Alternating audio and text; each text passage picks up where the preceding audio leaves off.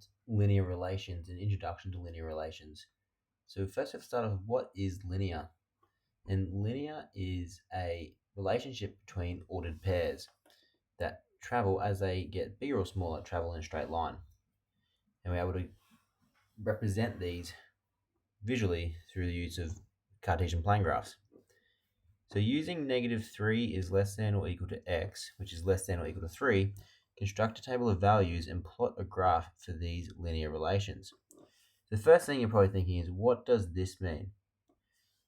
And that can be quite confusing for some students. Essentially what that means is that x can be any value between -3 and +3.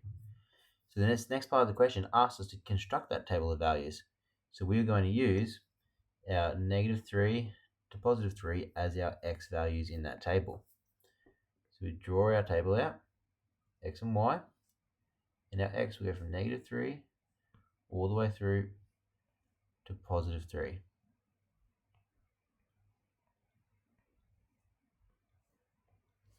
What will our y be? Well, we don't know what our y will be yet, because the y is in relation to this formula up here. Our linear formula is y equals x minus 1. And just a sidebar from that, linear graphs come in the equation form of y equals mx plus c, where y is our y coordinate. So our y coordinate is equal to this equation, this expression.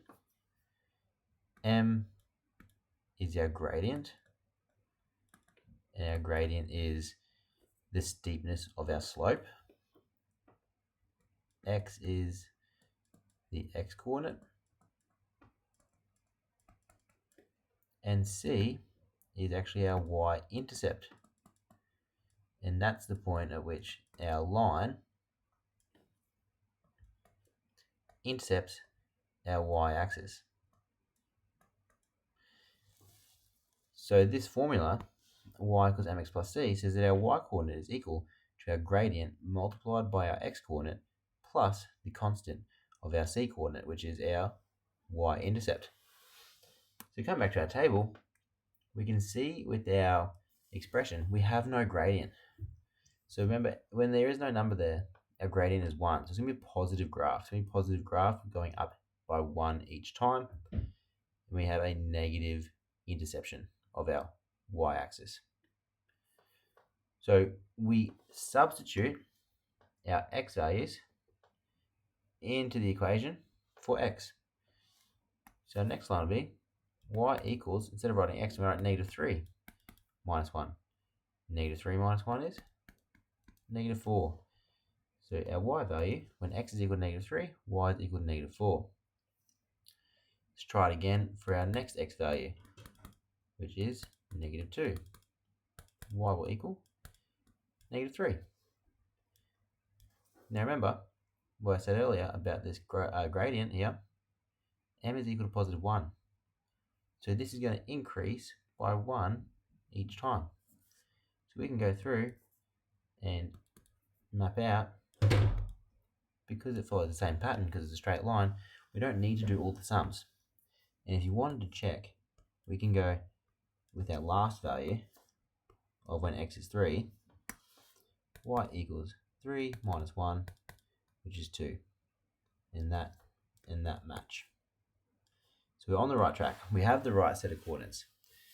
The second part of the question asks us to plot the graph for these linear relations. So the graph is going to be a Cartesian plane.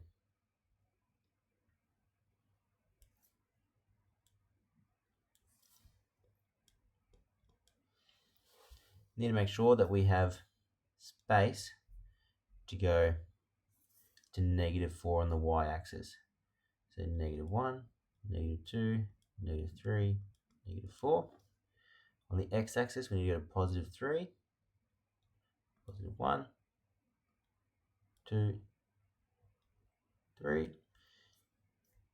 On the y-axis in the positives, we're only going to go to 2.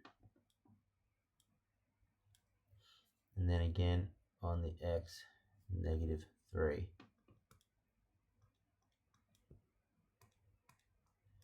Now, this may not look pretty as I haven't used a ruler. My spacing isn't very accurate. Hopefully yours look a lot straighter. But we look at our coordinates. When x is at -3, y is at -4. So you go to -3, come down to -4, put a dot there. -2, -3 is the next one we're looking at. Put a dot. -1, -2, 0, -1, 1 and 0, 2 and 1, and 3 and 2. And then we can try and draw a straight line. I'm going to do the best I can. It's probably going to be more of a line of best fit than a straight line, than a line that connects all the dots. And pass it through. And hopefully your graph looks a lot more accurate than what mine does there. But that's essentially the technique used. So that's A done. For B, you follow the same process, except this time you got a gradient of -3. So our question for B is y equals -3x plus 1.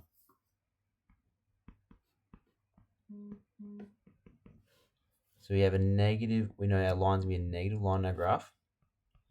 We use the same x and y tables.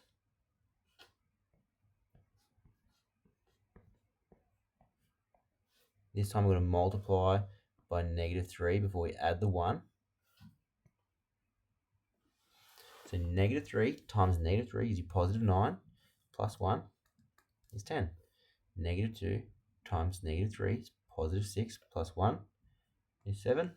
-1 times -3 is +4, plus 1 is 5. -3 times 0 is 0, plus 1 is 1. -3 times 1 is 3, plus 1 is -4. 2 times -3 plus 1 is -7. No, -5. Made an error somewhere here. -3 times 3 is -9, plus 1 is 8. Here. 1, -3, that's 2. That should be -2. -2, not -4. Alright. So then, let's go and graph these numbers. This time I'm going to use a ruler. I'm going to make this a lot better.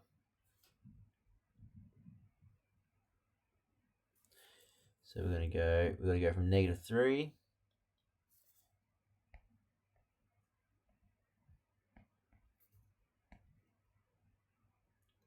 that'll be our y-axis.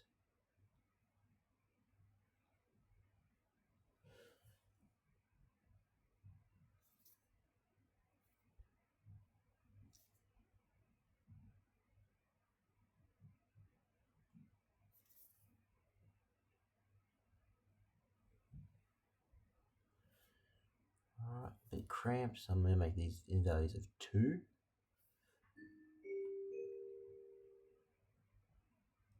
Good afternoon, staff and students. I apologise for the disruption. Could I please ask that all 9G and 9J Waterford Journey boys to head down to the ERT now. Please go to your locker, drop everything off. Make sure you have your hat and a pen. That is all 9G and 9J Waterford Journey classes. Please head down to the ERT now.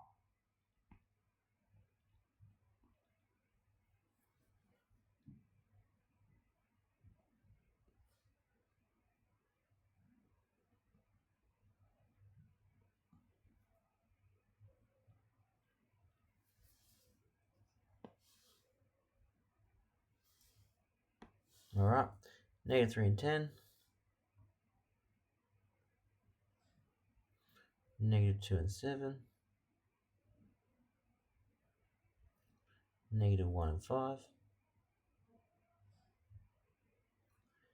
0 and 1.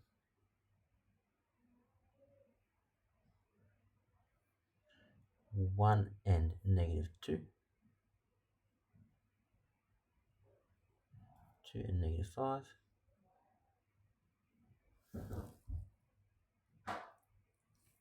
3 and 8. Negative 8, that should be.